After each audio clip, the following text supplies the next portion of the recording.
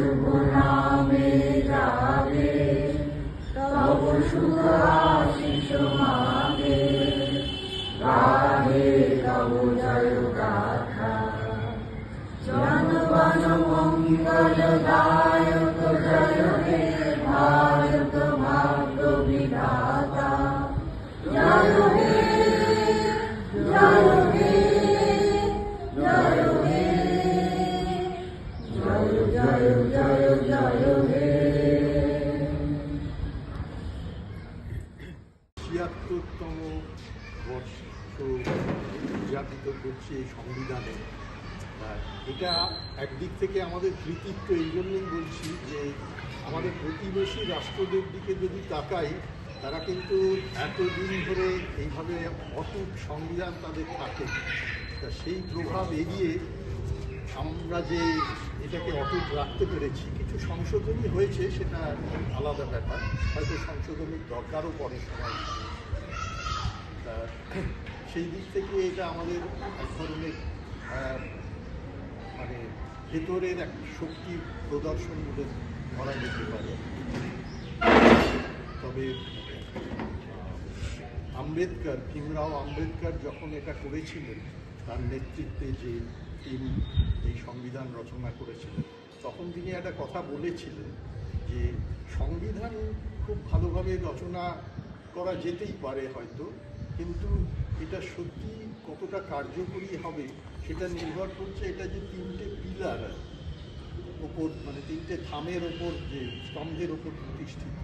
তার একটা হচ্ছে জুডিশিয়ারি, একটা লেজিসলেচার, তার মানে বিচার ব্যবস্থা, তারপরে যারা আইন নেতা আমাদের এমপি এমএলএ এরা, আর যারা এক্সিকিউটিভ বডি, যারা এই বিভিন্ন সিদ্ধান্তকে প্রয়োগ করে, তারা সত্যি কতটা সৎ এবং আন্তরিকভাবে এটা করছে।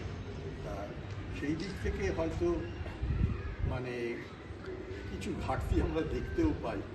এবং আমাদের এই যে বৈচিত্র্য, এত বৈচিত্র্যে ভরা দেশ, অথচ আমরা মানে একভাবে থাকতে পারবো যদি আমরা কিন্তু সত্যি সবাই আন্তরিকভাবে এটা করি। কিন্তু তার ঘাটতি তো হচ্ছে, কিছু ভয়ের ব্যাপার, আশঙ্কার ব্যাপার আছে বলেই আমরা দেখি। পাঞ্জাবে বলি, মণিপুরে বলি, নানা ধরনের সংঘাত হচ্ছে। আমরা সাধারণভাবে যখন সব কিছু ঠিকঠাক চলছে, তখন মনে হয় এসবের মধ্যে মাথা ঘামিয়ে লাভ। মানে আজকে প্রতিবেশী দেশেই যেসব ঘটনা ঘটছে, আমরা সবাই যদি সচেতন না থাকি, তাহলে কিন্তু এ ধরনের ঘটনাও ঘটে যায়। আশা করব আমরা মানে আমাদের এই সংবিধানের মর্যাদা সামনের দিনেও দিতে পারব। আর এটাও ভালো লাগছে আমাদের যে আমরা ছোট করে হলেও আমাদের এই আনন্দ ধারার মধ্যে বেশ কয়েক বছর হলো এটা আমরা পালন করছি একসঙ্গে। এইগুলো বলে সবাই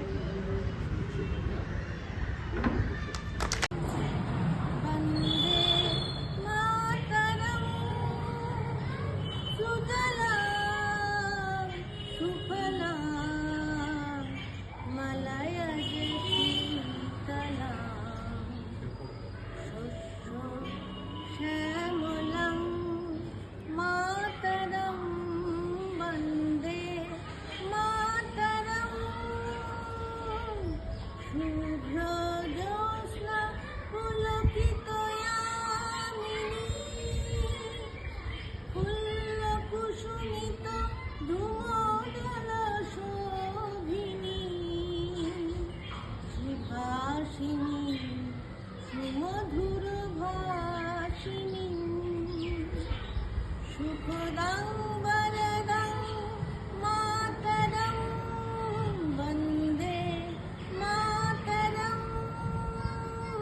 বন্দে মাতরম বন্দে মাতরম।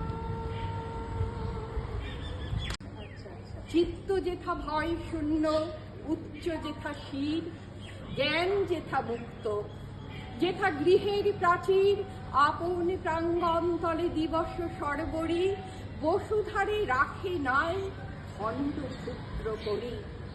যেথা বাক্য হৃদয়ের উৎস হতে উচ্ছ্বসিয়া ওঠে, যেথা নির্বারিত স্রোতে দেশে দেশে দিশে দিশে কর্মধারা ধায়, অজস্র সহস্র বিধ চরিতার্থতায়।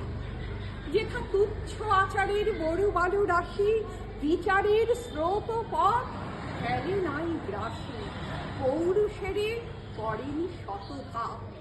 নিত্য যেথা তুমি সর্বকর্ম চিন্তা আনন্দের নেতা, নিজ হস্তে নির্দয় আঘাত করি কৃত ভারতেরই সেই স্বর্গে পরজাগত। কিন্তু রবীন্দ্রনাথও অনেক প্রবলেমের মধ্যে দিয়ে কাটিয়েছে। ওনার জীবন দেখতে পুরোটাই ব্যথায়, কিন্তু তার মধ্যেই মিলবে।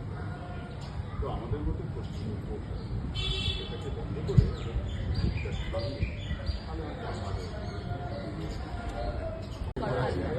ভারতবর্ষ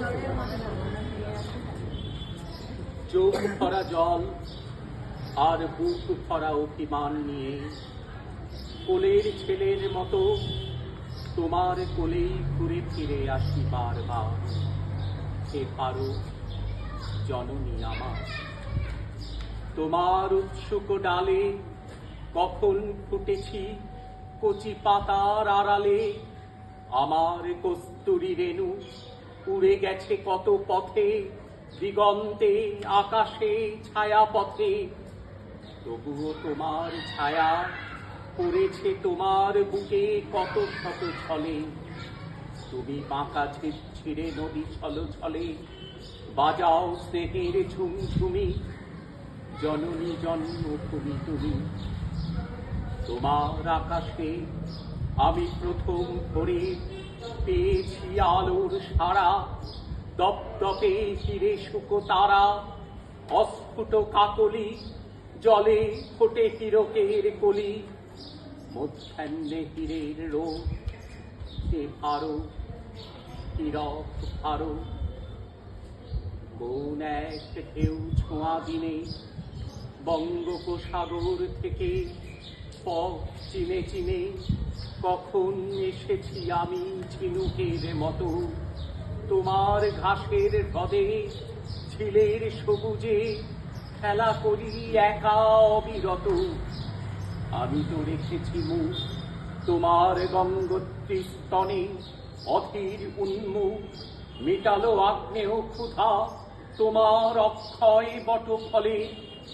দিনান্তে সুদৌল জানু মালাবার করমণ্ডলে দিয়েছ আমাকে কোল। কত জল তরঙ্গের রাত্রি উতরল, ভরে দিলে ঘুমের কাজলে।